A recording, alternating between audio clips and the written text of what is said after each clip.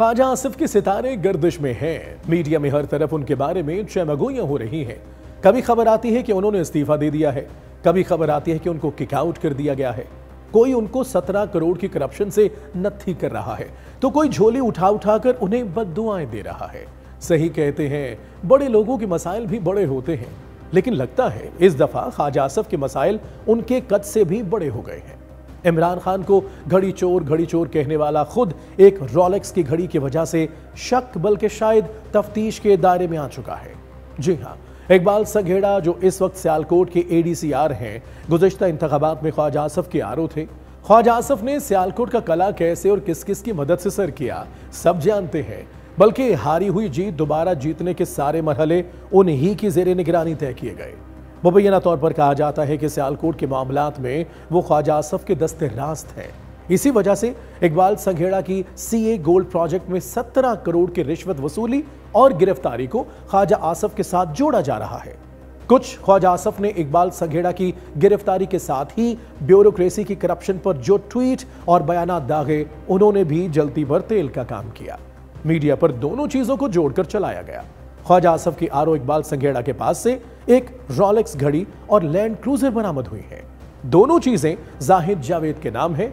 Zahid Javed CA gold के मालिक हैं और उन्हीं से हाउसिंग प्रोजेक्ट के NOC के लिए मुबैना तौर पर इकबाल संघेड़ा ने 17 करोड़ की रिश्वत वसूल की है। ख्वाजा आसिफ इस स्कैंडल में मुलविस है या नहीं, और है तो कितने हैं, इस पर तफ्तीश जारी है।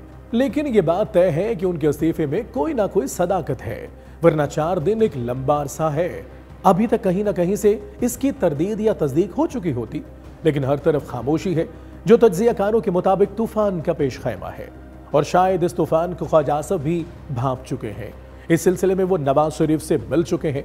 मरियम से मिल नहीं सके तो उन्हें टॉक शोज में खैर सगाली के पैगामात भेज रहे हैं।